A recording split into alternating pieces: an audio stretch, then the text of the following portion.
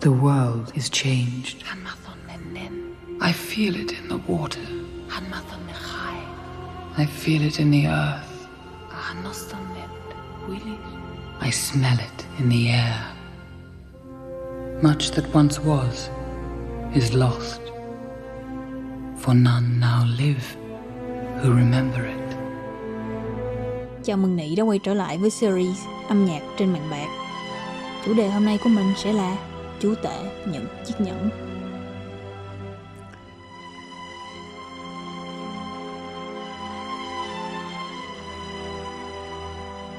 Hai thập kỷ trước, đạo diễn Peter Jackson đã khiến cho cả thế giới phải ngã mũ thán phục khi đưa thế giới trung địa đồ sộ của nhà văn Tolkien lên màn ảnh lớn thông qua bộ ba phim Chúa Tể những chiếc nhẫn. Ngoài phần kỹ xảo và kịch bản hấp dẫn, một trong những yếu tố làm nên sự thành công của bộ phim là phần âm nhạc của nhà soạn nhạc Howard Shore. Với thời lượng 10 tiếng cho cả ba phần phim, rất khó để gói gọn trong một tập duy nhất. Do đó cô quyết định tách phần này thành 3 tập khác nhau, và hôm nay là tập đầu tiên.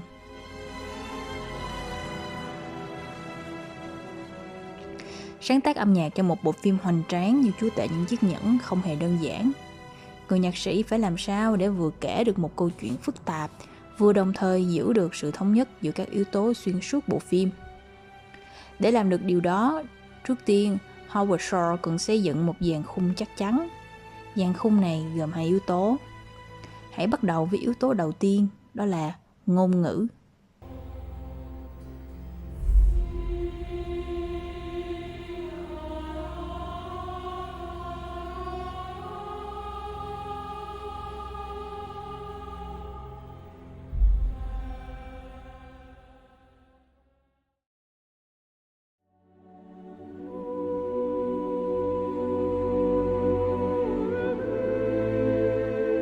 Một trong những yếu tố độc đáo của Chúa Tể những chiếc nhẫn là phần nhạc cho phim sẽ bao gồm cả dàn hợp xướng, một yếu tố ít khi được sử dụng trong nhạc nền.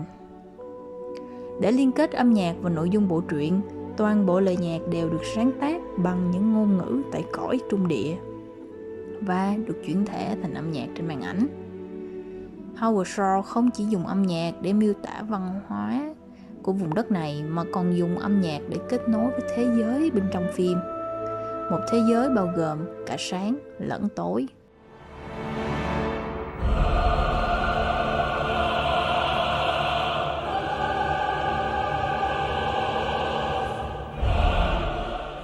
Ngôn ngữ được thể hiện qua giọng ca, ngâm nga trong những khoảnh khắc quan trọng.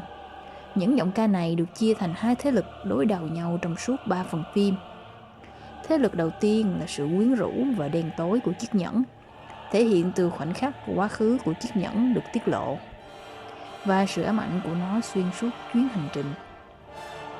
Giọng ca này thường là giọng nam trầm.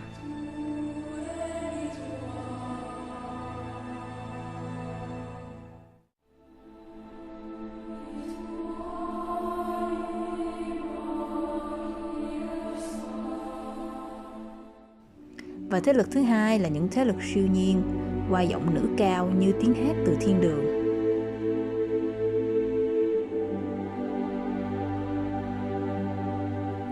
Hai giọng ca này cứ lần lượt đan xen lẫn nhau cho đến cảnh cuối phim. Khi Frodo bị chiếc nhẫn mê hoặc hoàn toàn, thì cả hai giọng ca cùng hòa làm một. Do đó mình có thể hiểu giai điệu này theo cả hai nghĩa: khúc khải hoàn của bóng tối và cũng là khúc khóc than của ánh sáng.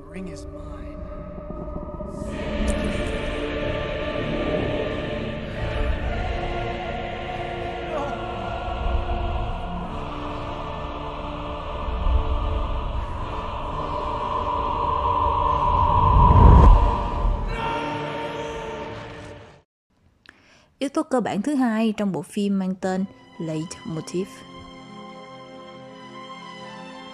Leitmotiv là một giai điệu chủ đề đại diện cho một yếu tố nào đó trong phim.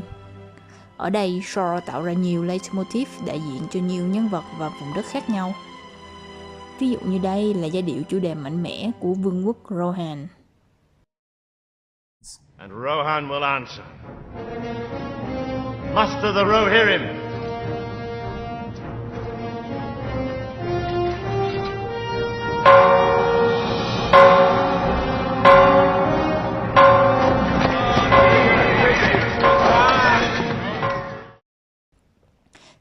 là Rivendell với giọng ca ngâm nga mang lại cảm giác thần tiên.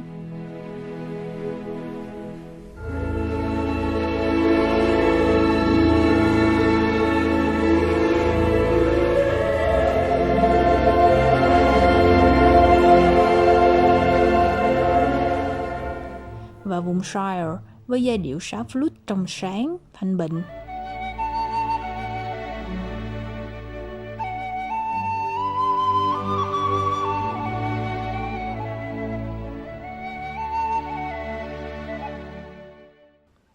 Hay Isengard với một âm thanh cơ khí, hung bạo.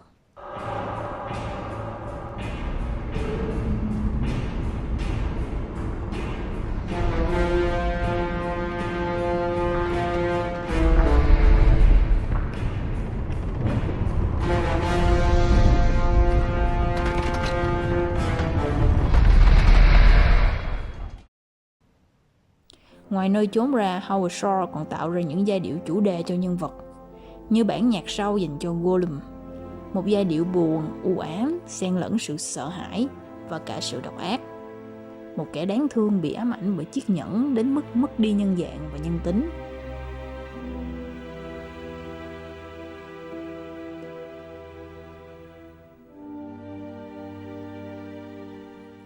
Và có cả giai điệu cho một nhóm nhân vật, như giai điệu dành riêng cho Hiệp hội Nhẫn Thần. Với dàn kèn đồng hoành tráng, bản nhạc có một giai điệu như một bản quốc ca hùng hồn, một bản nhạc dành tặng cho những anh hùng dũng cảm.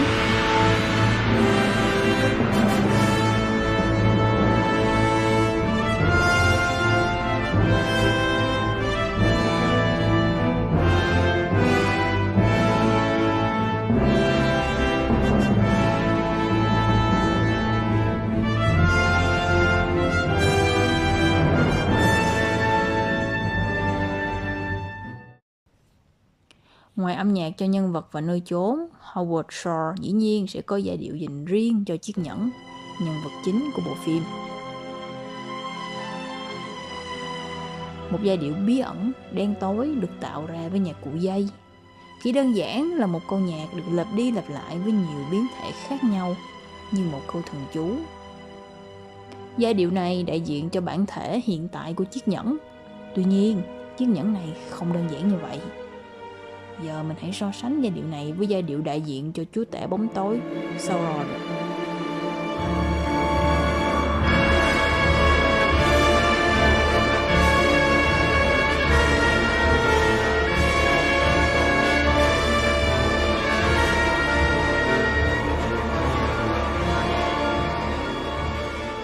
Cả hai giai điệu có sự tương đồng. Vì sao vậy?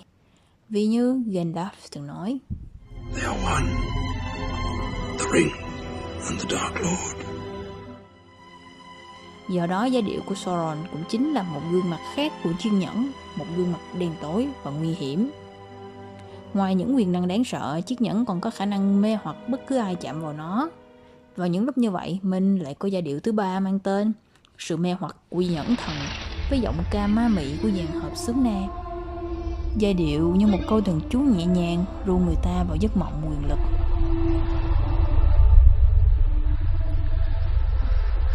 Would you destroy it?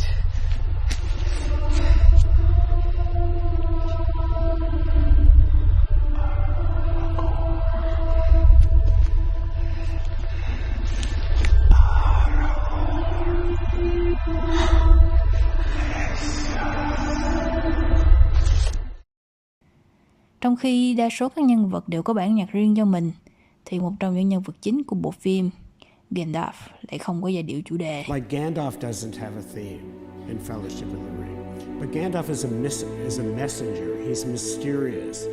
A theme would have given him more clarity, which I didn't want to do.